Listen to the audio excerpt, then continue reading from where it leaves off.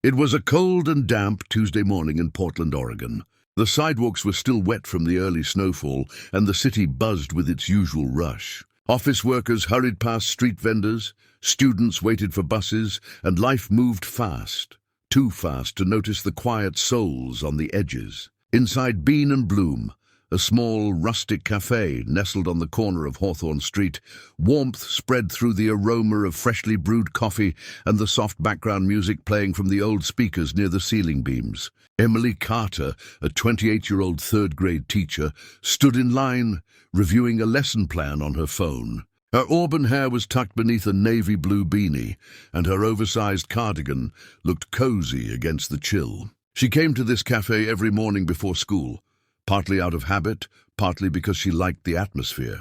She believed in kindness, small talk, and good coffee in equal parts. As she reached the counter to order her usual oat milk latte, she noticed movement behind her. A man, older, rugged, and clearly homeless, had stepped into line. He wore layers of worn-out clothing, 2 coats, a wool scarf full of holes, and fingerless gloves. His boots were old and cracking, his skin rough from the cold. Despite his appearance, there was something thoughtful about him. He didn't speak. He just stood quietly, looking up at the menu board with the same curiosity one might reserve for a painting. People noticed him, some glanced and quickly turned away. Others shifted in place, clearly uncomfortable with his presence. But Emily turned around fully and smiled. "Cold out there today," she said kindly. The man nodded. "It is. Would you like something to warm up with?" she asked. He hesitated, caught off guard by the offer. "I don't want to trouble you. Just maybe a coffee." "No trouble at all," Emily said. "One small coffee, please," she added to her order, handing her card to the barista.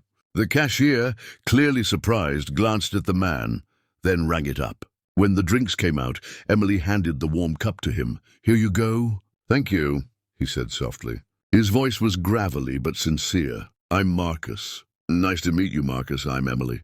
She smiled, stepped aside with her drink, and found a seat by the window. Marcus, standing awkwardly with his cup, looked around the café. His eyes landed on something in the corner, a dusty, upright piano. "Mind if I play a little?" he asked the barista, motioning toward it. The young man behind the counter looked confused. "The piano? Sure, it's just for show, but knock yourself out." Marcus set down his coffee and moved toward the instrument. He wiped a bit of dust off the keys with his sleeve. For a moment, he just sat there, his fingers hovering above the keyboard like they were meeting an old friend. Then he started to play. The sound that came out silenced the entire café. The first notes were soft, almost cautious, but full of soul. And then the melody built, complex, graceful, emotional. Marcus didn't just play. He poured himself into every note. His hands moved with practiced elegance, despite the calluses and the cold. He was telling a story without words, and the room, once filled with chatter and noise, was now absolutely still. Emily sat frozen, coffee in hand, eyes fixed on Marcus. So did everyone else. By the time he finished, no one in Bean and Bloom saw him the same way again. Applause broke out the second Marcus lifted his hands from the piano keys. It wasn't polite clapping, it was real, stunned, emotional applause. People who had ignored him minutes ago were now standing, cheering, some even whistling. A few wiped their eyes. The atmosphere had changed completely. Even the barista, who'd barely acknowledged Marcus earlier, looked up from behind the counter and muttered, "Whoa!" Emily couldn't stop smiling. She hadn't expected anything like this. All she did was buy a stranger a cup of coffee, but something had shifted, something big. Marcus stood slowly and gave a small nod of thanks to the crowd. He seemed surprised by the reaction, almost unsure of what to do with it. Then, with a humble smile, he picked up his cup again and headed for the door. But before he could leave, a sharply dressed man in a blazer near the back of the café approached him.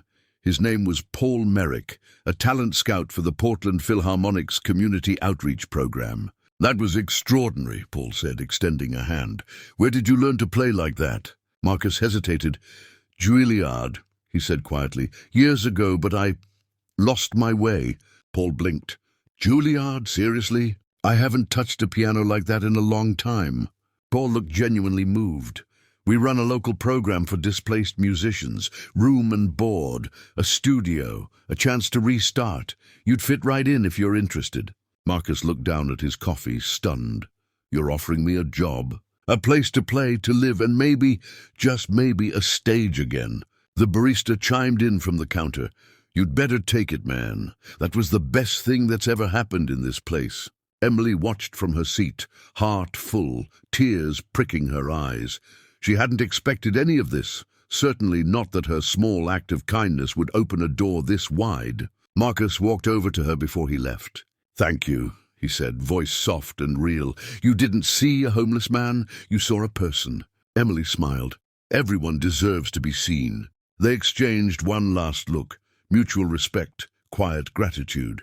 Then he walked out of the café, followed by Paul and another café regular who wanted to help him find warm clothes. That night, the video of Marcus's impromptu performance, recorded by a college student at a nearby table, spread like wildfire. Social media was ablaze. Comments flooded in. This man is a genius. I can't believe. How wrong we were to judge him. More proof that you never know someone's story. Within 48 hours, Marcus was on local news. A week later, he was back on stage, playing a short set at a charity concert hosted by the Philharmonic. His story made national headlines. Offers came in from foundations, music studios, even talk shows. But for Marcus, the real miracle wasn't the stage. It was that someone cared enough to buy him coffee and treat him like he mattered. And for Emily, nothing in her years of teaching could compare to what she witnessed that morning. She had always told her students that kindness mattered, that it had power. Now she had proof. A sign soon went up above the piano in Bean and Bloom. It read, he played, she believed, we all listened. And beneath it, kindness is never wasted,